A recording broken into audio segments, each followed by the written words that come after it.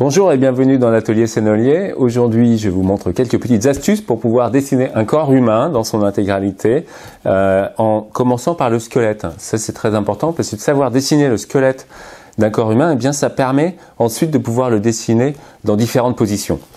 Alors, tout d'abord, on dessine évidemment la boîte crânienne en partie supérieure, tel que je vous l'ai déjà montré dans une vidéo qui se trouve actuellement sur le YouTube ou sur le Facebook de Sennelier. Et dessous, eh bien, il faut dessiner un léger S, la colonne vertébrale. La colonne vertébrale qui maintient donc la cage thoracique. La cage thoracique, qui est un peu plus large à sa base. Sur la cage thoracique, il y a les clavicules. Et donc, sous la cage thoracique, le bassin. Et savoir dessiner le bassin, puis les membres inférieurs,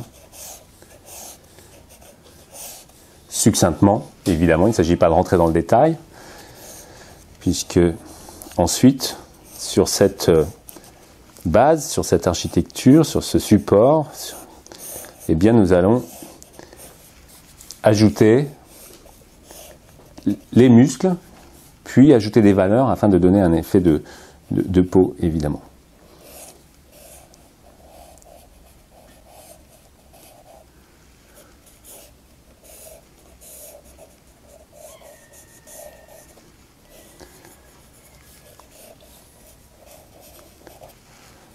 Voilà, donc le squelette est en position.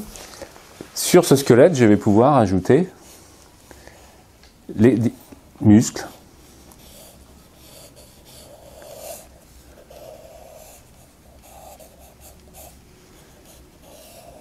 Et le squelette me sert de support.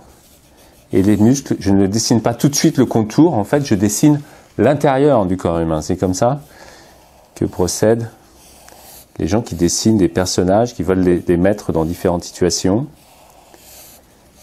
C'est d'abord dessiner le squelette pour y greffer les muscles. Donc ça nécessite un petit peu quelques petites connaissances, pas des connaissances d'anatomie, mais c'est toujours intéressant de regarder un squelette, comment il est fait, comment les éléments s'articulent les uns par rapport aux autres. C'est pour le dessin très très instructif et ça permet donc de pouvoir te dessiner dans différentes positions. J'ai fait ce corps, ce personnage, je peux donc ajouter les ombres, les valeurs qui vont lui donner davantage vie.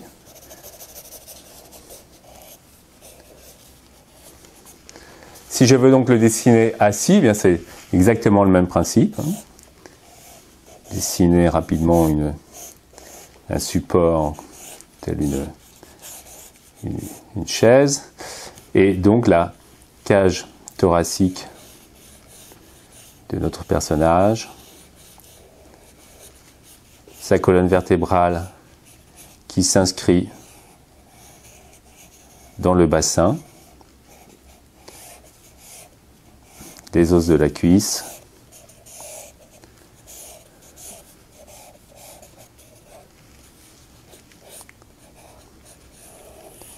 et la boîte crânienne.